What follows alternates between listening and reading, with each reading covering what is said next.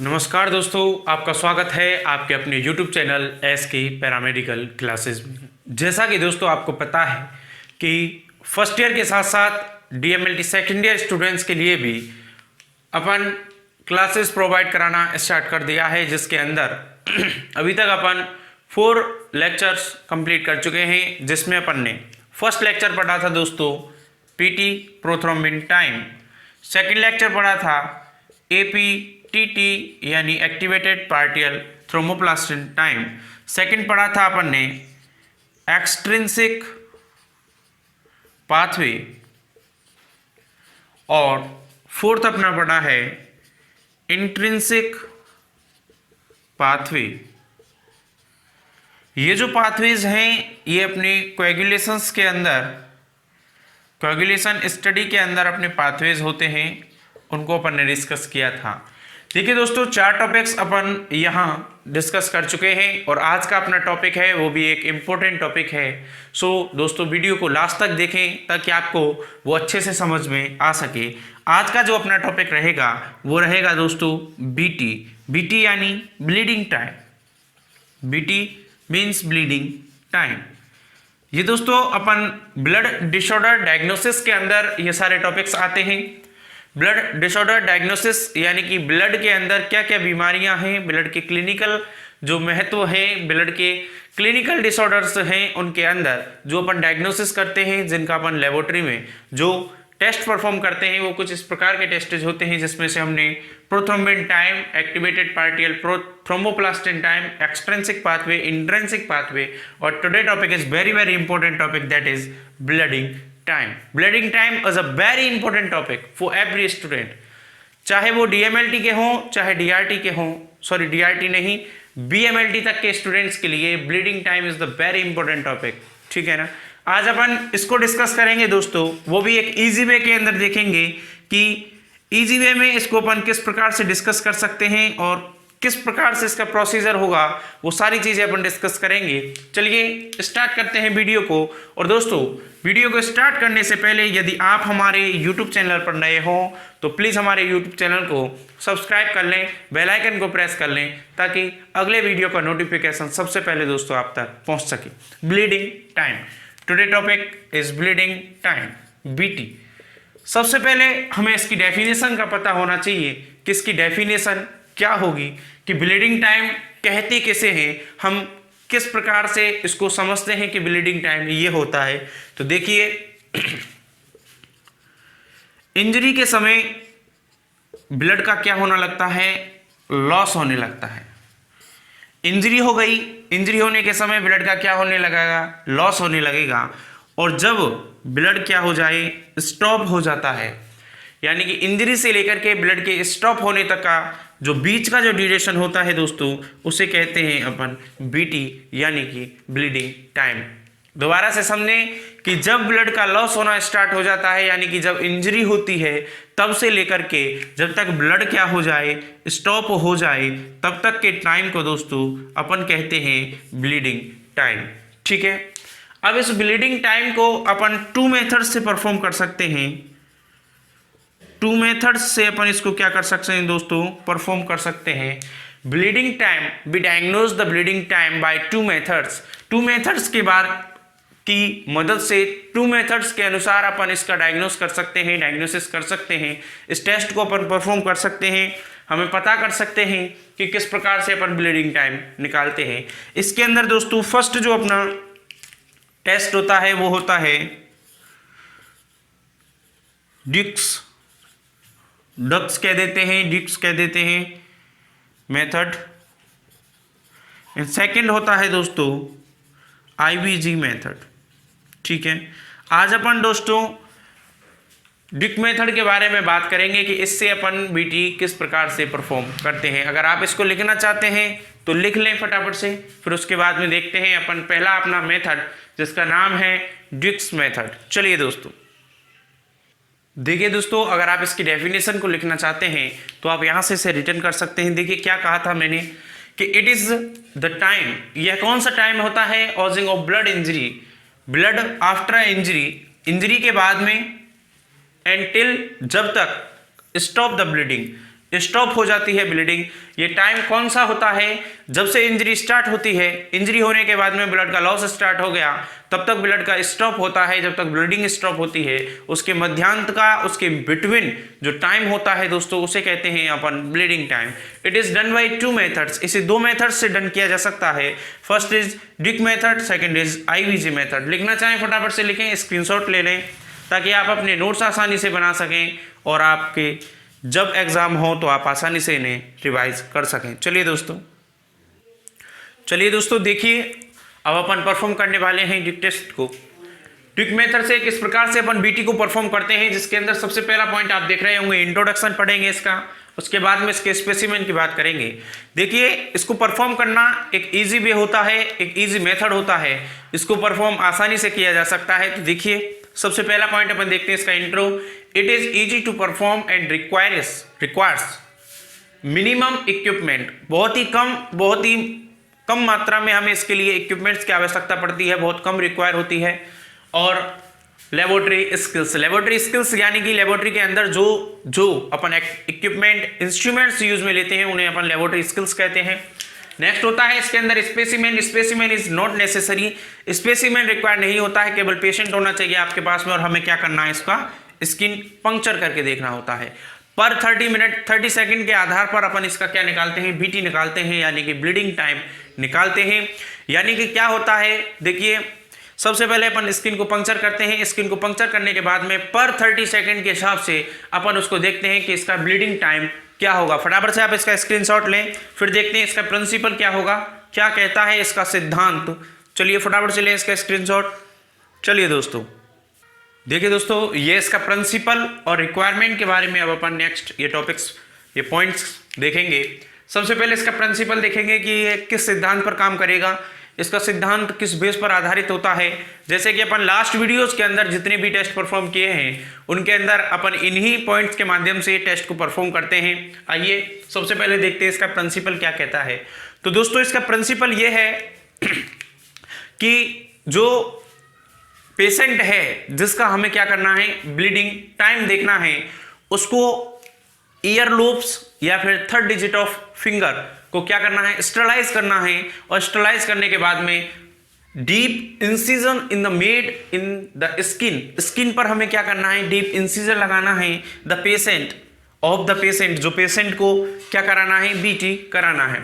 Length of the time required, जो length होती है वो रिक्वायर्ड होती है for bleeding to cause stop is records. Stop हो जाती है तो उसको क्या कर लेते हैं, अपन को रिकॉर्ड करना है। इसके बाद में होता है दोस्तों इसकी रिक्वायरमेंट क्या क्या होंगी, किस किस इक्विपमेंट्स की हमें इसकी जरूरत पड़ेगी। तो जैसा कि आपने इसके इंट्रो में भी देखा है कि इसके अंदर जो ये मेथड है, इसके अंदर मिनिमम इक्विपमेंट्स आर रिक्वायर्ड होते हैं, कुछ मिनिमम इक्विपमेंट, जिसके अंदर फर्स्ट होता है एल्कोहल, कहते हैं 70% एल्कोहल, यानी स्प्रिट की बात कर रहे हैं। लेंसेट यानी प्रिक करने के लिए 2 प्रकार के लेंसेट्स देखे होंगे दोस्तों आपने। फर्स्ट तो एक प्लास्टिक का आता है जो कुछ इस प्रकार का लेंसेट होता है, ये वाला, और एक आता है दोस्तों इस प्रकार का लेंसेट। तो आपको इसके अंदर कौन सा लेंसेट यूज में लेना है वो देखिए। अगर इस वाले लेंसेट से अपन क्या करते हैं, फिंगर, ये मान लीजिए suppose that this is a finger, ये क्या है, आपकी फिंगर है। अगर आप इस वाले लेंसेट से इसको प्रिक करते हैं तो ये बनाता है केवल और केवल इतना सा डेप्थ। कितना डेप्थ बनाता है, इतना सा डेप्थ बनाएगा, ओनली दिस इज, ठीक है। अगर आप इससे करते हैं तो ये बनाएगा दोस्तों इतना बड़ा डेप्थ, ठीक है। तो हमें क्या करना होता है, पर 30 सेकंड के हिसाब से एक फिल्टर पेपर लेकर के उस पर ड्रॉप लगानी पड़ती है, और ड्रॉप लगाते जाते हैं उसे। जैसे सपोज दैट ये क्या है, एक फिल्टर पेपर है और ये मेरी फिंगर है, इसको मैंने स्टरलाइज किया। स्टरलाइज करने के बाद में मैंने इस वाले लेंसेट से इसको प्रिक किया, ठीक है। तो इस वाले लेंसेट से प्रिक करके मैंने फर्स्ट 0 सेकंड पर यहां रख दिया। स्टॉप वॉच स्टार्ट कर देते हैं, 0 सेकंड पर यहां रख दिया। 30 सेकंड के बाद में अगला ड्रॉप यहां रख दिया। ऐसे मतलब हमें थोड़ा सा ब्लड की रिक्वायर होने की वजह से इसको किस वाले लेंसेट से प्रिक करना चाहिए, इस वाले से करना चाहिए, क्योंकि इसका जो डेप्थ होती है वो 3 mm और जो इसकी वाइड होती है वो 2 mm तक क्या करता है, पंक्चर करता है। यानी इस अच्छा स्किन पंक्चर करना हो तो इस वाले से करते हैं, इस वाले से क्या होता है, केवल और केवल डेप्थ में जाती है। ठीक है ना दोस्तों, ये है इसकी रिक्वायरमेंट, ये इसका प्रिंसिपल। नेक्स्ट अपन इसके बारे में बात करेंगे दोस्तों, फटाफट से इसके लिखें, स्क्रीनशॉट ले लें। नेक्स्ट अपन बात करेंगे इसके प्रोसीजर के बारे में कि इसका प्रोसीजर क्या होगा। चलिए, ये मैंने समझा ही दिया है आपको प्रोसीजर, अभी डायरेक्ट इसकी लैंग्वेज लिखा रहा हूं मैं। चलिए दोस्तों, देखिए दोस्तों, ये इसका होता है प्रोसीजर। आराम से समझेंगे इसको, देखेंगे बड़ी क्लियरली, इसको अच्छे से समझने की कोशिश करेंगे। चाहे आप ईयर लोब से कर लें इसको, चाहे आप अपनी थर्ड डिजिट ऑफ फिंगर से कर लें, यानी कि कैपिलरी से कहीं से भी कर सकते हैं। तो आइए फर्स्ट इसका पॉइंट देखने की कोशिश करते हैं। Gently clean the ear lobe, चाहे आप यहाँ फिंगर लिख सकते हैं। Gently clean the ear lobe with 70% alcohol. Alcohol के साथ में हमें ईयर लोब को क्या करना है दोस्तों, स्टरलाइज करना है।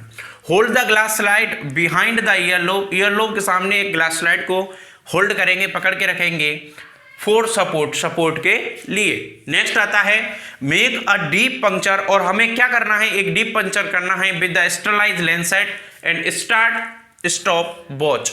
हमें क्या करना है, एक स्टरलाइज लेंसेट की मदद से ईयर लोब पर डीप पंक्चर करना है, और तभी हमें क्या कर देना है, स्टार्ट कर देना है स्टॉप वॉच को and discard the glass slide, और ग्लास स्लाइड को डिस्कार्ड कर देना है।